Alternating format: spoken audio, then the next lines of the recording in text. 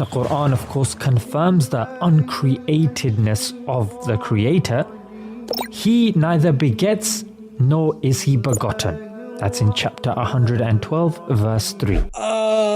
Okay. But I mean, if you're going to state that everything in the universe that exists has a creator, then your God would also need a creator. If nothing can be eternal, then your God also can't be eternal. And then another question is that, well, if your God can be eternal, then why can't just reality in general be eternal with, multiple universes popping up, with our universe just being one of those universes that has popped up? I don't know. I feel like this is just going to be a whole bunch of special pleading. Well, heathens, if you want to fuck around and find out how this Muslim apologist explains who made God, then please stay tuned.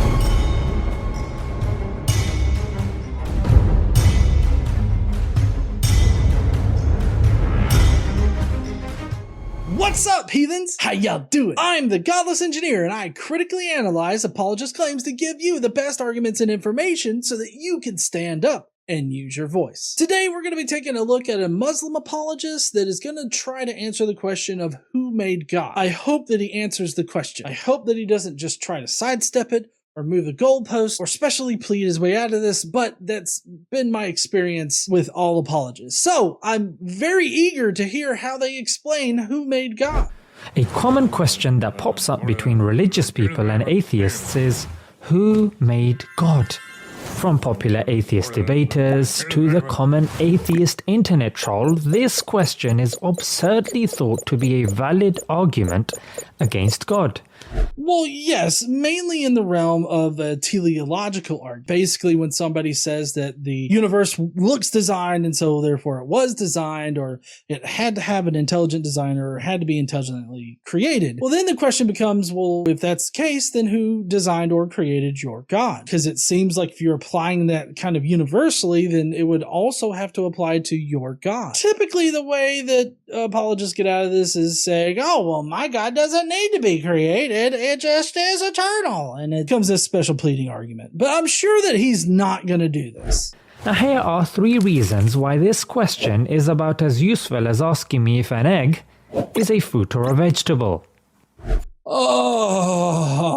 So this is just another apologist video where he shifts goalposts and he pushes God into the special pleading realm, huh? Is that all that you're going to do? Is you're just going to specially plead for your God this entire video? Number 1. Logic. The question assumes God is a finite created entity, when God by definition, in the traditional theological sense, is an uncreated eternal being. Therefore, the question itself is absurd. So instead of actually answering the question, honestly, your answer is to say, oh, I never claimed that God was some kind of finite being. I have trouble with things that don't exist in reality. If the thing doesn't exist in reality, then there's no reason for me to say that it exists. So if God is so super special that he exists outside of all reality, it just seems like you're pushing the goalpost to a point where you think I can't make that goal. But if you push God outside of reality, then there's no reason to think God is real. But also, this whole eternally existing and uncreated, why can't this also apply to just the fabric of reality in general? If other universes do exist, then reality must stretch outside of our own particular universe. And our universe isn't necessarily the only universe that has existed. So does God control all these other universes? If he's outside of reality, what does that even fucking mean? It's illogical to specially plead for your particular deity and just ad hoc asserting that your God's eternal without any kind of evidence to suggest that he is eternal or even exists. It's just the bane of all apologetic arguments. Number 2. The law of causality. To those who say the universe has a cause, so God must have a cause, have misunderstood the law of causality. The law does not say everything has a cause, but rather everything that begins to exist has a cause. The universe began, so we say it has a cause. God did not begin, so the question does not apply to him. You're just ad hoc asserting that your God did not begin. We don't have any kind of evidence for any eternally existent, non-existent being that it resides outside of reality. I mean, I don't even know how to describe your God at this point. You've especially pleaded him into a position where he is nearly undescribable. I feel like is counter to having a specific book that supposedly was inspired or written by God or at the behest of God, because I don't see how God could be non-finite or non-corporeal or not real, but also real at the same time. It's almost like Schrodinger's fucking God. Number 3. Infinite regress. For argument's sake, let's answer the question with another God. Will that satisfy the questioner? Of course not. The person will then ask, who made that God? If we were to answer another God, he would say, who made that God? And it will go on forever. Now, if this ridiculous dialogue continued forever, there would be no universe in existence in which we could even be having this discussion. You see, I feel like this is kind of a bullshit thing, primarily because whether or not an infinite regress into the past exists, we know that we are existing now. So to say that if an infinite regress exists, then the universe wouldn't exist, I feel is a bit of a non sequitur, because I don't see the two connecting. Regardless of whether or not there was an infinite regress, we exist now. It's just a matter of tracing it all the way back, which infinite is just a concept. It's just a very large number. So that's not to say that infinite regresses can't exist or don't exist, but I don't see anything that precludes this quote-unquote infinite regress from existing. If God exists both within this universe because he apparently has control over this universe, and he also exists outside of this universe, it just seems like special pleading to me. It feels like you're just special pleading for your God to match the exact qualities that would place him outside of reach of my criticism. And you just pushing the goalpost and specially pleading for your God is not going to make your argument better. It simply doesn't, because it just makes you more illogical, which I think is funny considering that he started out saying, well, logic dictates that God was never created. He just always existed. It's like, no, that doesn't, just because you say logic does not make your argument or whatever in the fuck you say after that logically sound. Why? Because we cannot have the case of God being made by another God in an unlimited series going back forever. And I will turn this around on you. Why can't that happen? Let's just put this into perspective here for a second. We're talking about a situation that exists outside of our reality. Definitely outside of our universe, but outside of all reality. Okay? So it seems to me like if you're placing this outside of reality, then what's the problem with having an infinite regress of jackasses creating other jackasses in order to exert their will on other jackasses? I don't understand where the problem lies in it. I mean, if we're just gonna make shit up and make up our own fucking theology or our own fucking way in which reality exists, why not an infinite regress? Hell, have Harry Potter create a fucking universe or a fucking reality for us or something like that. The variations are unlimited as to who created fucking who. My point is that I would really love an answer for this question instead of just more bullshit special pleading and saying, oh, this can't happen. Well, why can't it happen? Oh, shit. I didn't think about you asking more questions than that. Normally, I'm just, dealing with people that accept what I say at face value and don't seem to question it any further. So I'm having a bit of a trouble here, bullshitting my way around into a new answer. Oh, fuck. Koran! This is known as infinite regress. And because the universe is here for us to see and experience, so we can dismiss the idea of infinite regress.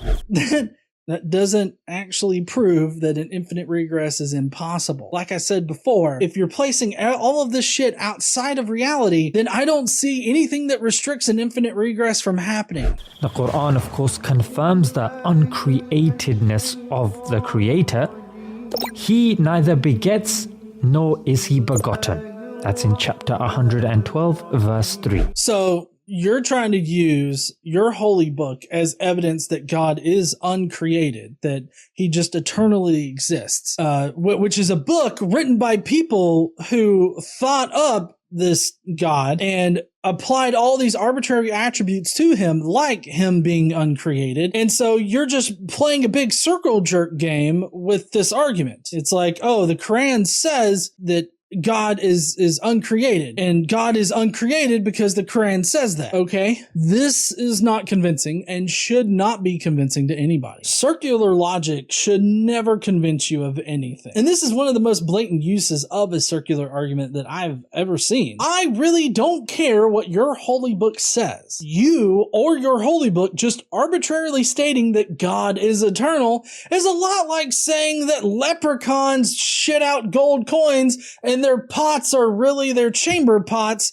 And I don't know why they protect their chamber pots. Maybe they just really like their own shit. Like, I could just make up anything, arbitrarily make up anything, and that would become real using your logic. Wait, hold on. No, that's not right, because I gotta write it down on a piece of paper. Hold on. I got a piece of paper right here. I can fix this. Ha ha! Boom! Already wrote a better book than your fucking holy book. Leprechaun shit gold and don't be a dick. I feel like that's all you need. What we're essentially saying is that something must have always existed. Now there are two obvious choices: God or the universe. You see, no. I feel like this is a bit of a false dichotomy here, because there's a wide range of possibilities of what could be eternal. I do agree that there is some kind of eternal aspect to our reality. So that's why I say that the fabric of reality is indistinguishable from any particular definition of God. Because when you're talking about the general definition of God, that general definition also meets the definition of what we would consider the fabric of reality. Like, besides the fact that they give it kind of personhood, or they give it this sort of intelligence, I don't think that the fabric of reality has intelligence. It's just natural, right? So, besides that particular point, which they arbitrarily tack on to their explanation, everything else about any particular definition of God when it comes to the general things about God and the beginning of the universe matches the fabric of reality. Fabric of reality being eternal. The fabric of reality creating our universe, as well as any other universe that would or could exist. So it seems to me like, from a general defense of God, which that particular general type of God would also have to be in the specific definitions of God, but the general God is indistinguishable from just the fabric of reality. So really all that you've proven is just that reality has existed and always has existed. That's where I get to in this video. I hesitate to say that reality has just always eternally existed. I don't know that. But also, now that I'm thinking about it, maybe I should have brought this up earlier, but it seems to me like you also are presenting an infinite regress.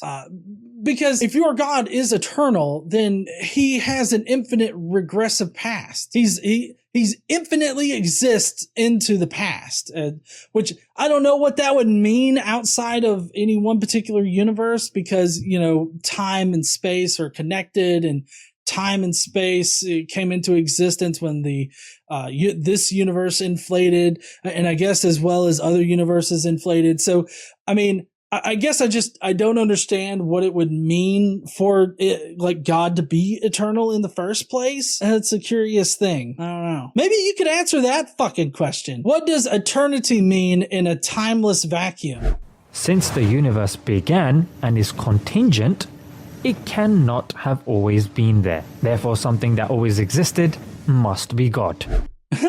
This is a bullshit line of logic. It's not logically sound, because it's like, oh, the universe did inflate at one point, therefore God has to exist. No, that's not at all the case. Like, it could have just been a natural thing that the universe inflated in the first place. This whole false dichotomy thing here is such bullshit. I really can't believe that it convinces anybody that doesn't already believe in Islam or in Christianity, for that matter, because this particular argument is the same. You just swap out the Quran for the Bible, and Bob's your uncle, you've got a Christian version of this fucking this guy's video. You can literally copy every single part of it, not even change out graphics other than change the words that are in that little cloud and just put like a biblical passage in there. If you can do that with your argument, then you really don't have an argument for, well, the Islamic God, which I'm not even sure if he's presenting it as an argument for the Islamic God other than the fact that he uses the Quran. So I don't know. Anyways, I feel like he's in a bit of a pickle here with his false dichotomy.